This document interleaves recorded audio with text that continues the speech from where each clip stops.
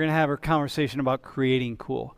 I want to talk about Korea. First, we want to know about Korea. Here, I'm just going to give you a few things. What Korea, who they are, this nation is today, and who Koreans are today. Today, Korea being the sixth largest superpower, and Korea is becoming this cool place, Korean cool, in all these different ways. So I want to deconstruct this Korea cool piece here, because there's something that's 안녕하세요, 원다입니다.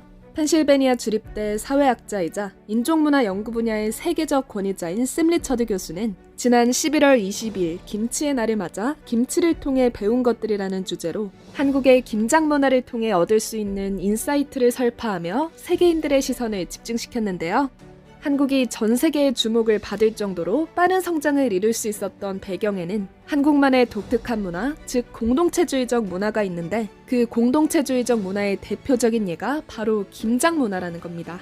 예로부터 한국은 겨울이 다가오면 가족뿐만 아니라 지역 사회의 구성원까지 함께 모여 김치를 담그며 자연스레 공동체주의적 문화가 형성되었고, 이렇게 한마음 한뜻으로 모여 힘을 모으는 공동체주의적 문화가 한국의 근간이 되어 오늘날의 한국을 잇게 했다고 그는 말합니다. 문화적 쿨함은 무엇인가? 라는 고찰에서도 그는 공동체와의 조화를 중시하는 한국 문화와 개인을 우선시하는 개인주의적인 서구 문화에 대해 비교했는데요. 한국의 쿨함에 대해서 이야기하려면 우선 한국이라는 나라가 오늘날 세계에서 어떤 위상을 가지는지, 한국인들이 어떤 사람들인지 알고 있어야 한다며 한국에 대한 구체적인 통계를 보여줘 강의실에 앉아있는 많은 학생들을 놀라게 합니다.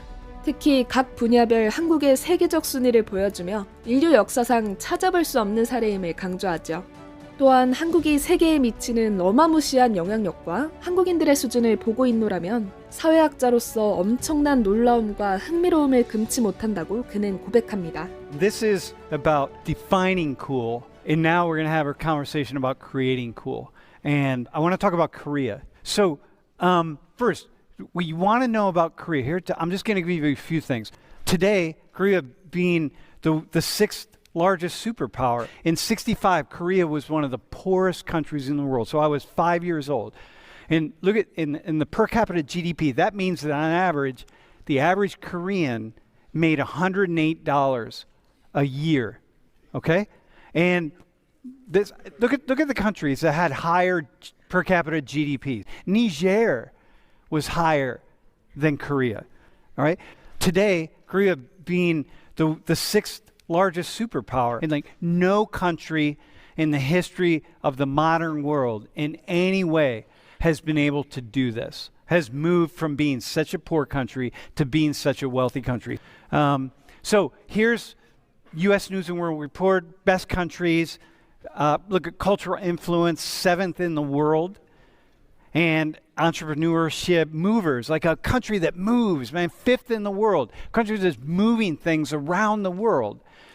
And you can't really, so we're talking about culture and we're talking about what's cool and what's not cool. It's like, here is this country that is pushing things in a way that no country has ever been able to do. Okay? This innovation index, just look at 10th overall in terms of innovation.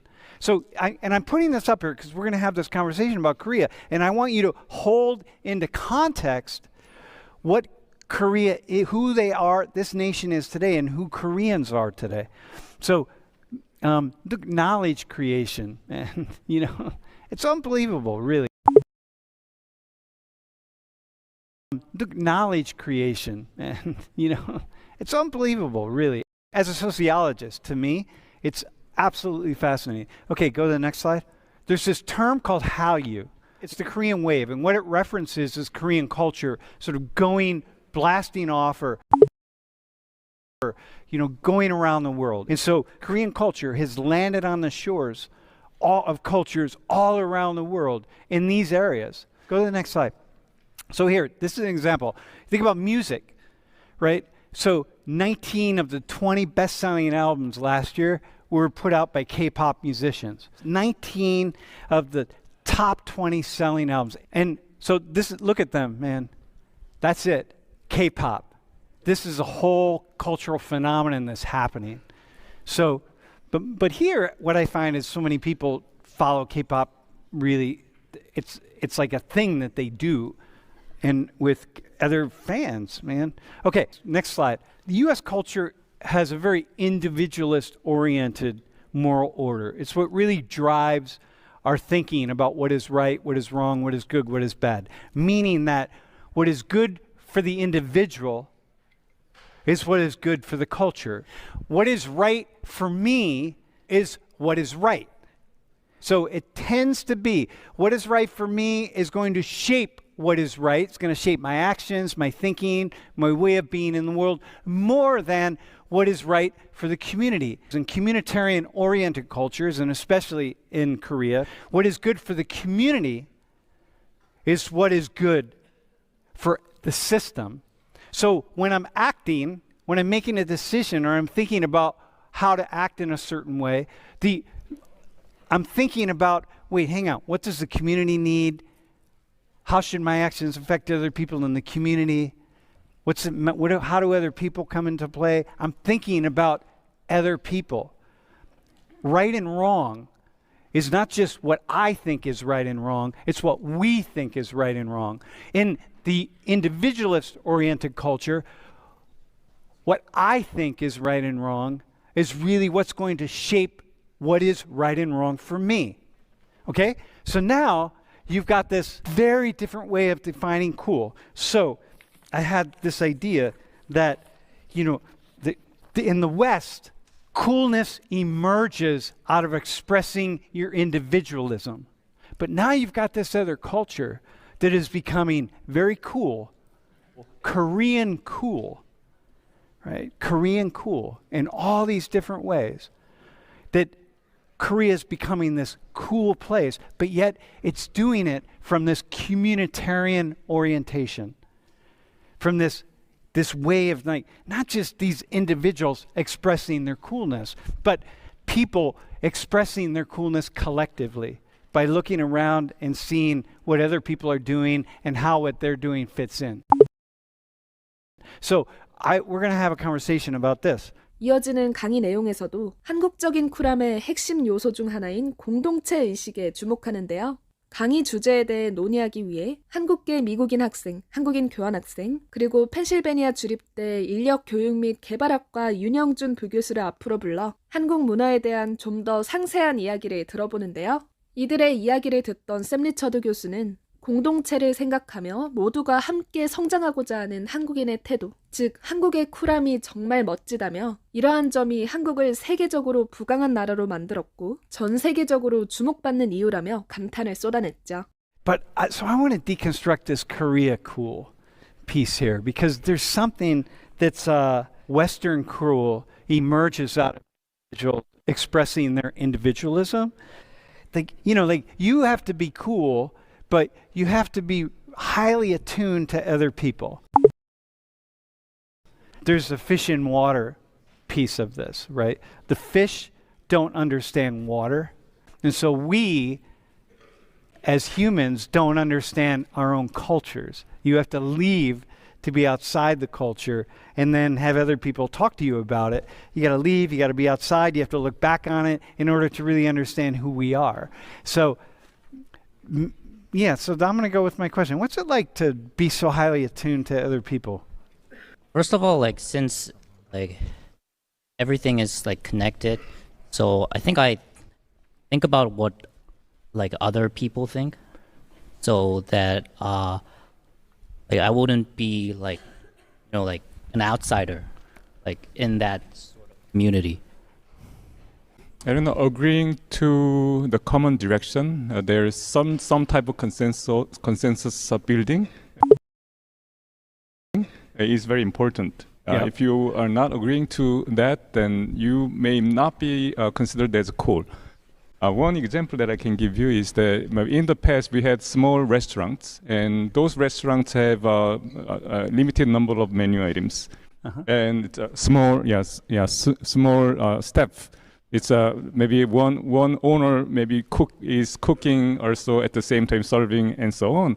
In those cases, when there are some other guests, customers, and you are with a group of, let's say, 4 people, then what happens there is that somebody in the group volunteer for all three others, or ask them what they want to eat, and try to come up with one menu item by considering the business and the short-staffed restaurant, and also considering their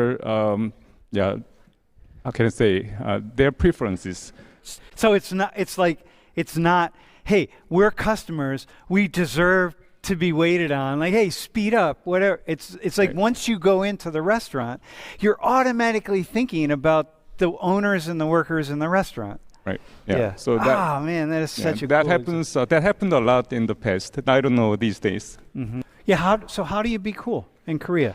David, like, how do you know who's cool and who's not cool? People who are cool, like considered as cool in Korea, I think there are people who are being recognized by a lot of people. So like it could be like many things, like maybe like if they really dress well, then they could be recognized and then like be considered as cool, or maybe they were like really smart. Yeah, but everybody dresses well, and everybody's really smart, man. You know what I mean? So come on. Well, I think like Korean people want to try to stand out, but it's not like in the other countries. Like I think Korean people want to stand out in a certain boundary, like where it could be accepted as like not arrogant, like humble enough, or like. Okay. All right. Ji-sung, final thoughts on that. Do you ever think about, like, you want to stand out, I want to be special, or is it just not? Well, when I went to Korea, sometimes I get frustrated because everyone seems like they're the same, they're acting the same, and I sort of want more diversity because I was, raised in America and there's so much diversity here. I feel like Korea is like the opposite. There's like people want to conform. So, sometimes I got frustrated with the conformity. Yeah. And there's something really cool about that, by the way. Which is why, listen, when you think about everything I said about Korea, the reason Korea went from 1965 earlier, but whatever, being one of the poorest nations in the world to being one of the wealthiest is because of conform, because you work together, man. You didn't build that. Korea didn't become Korea by all these individuals doing it on their own. They did it by everybody working together in concert. Yeah. Yeah, it's really fascinating.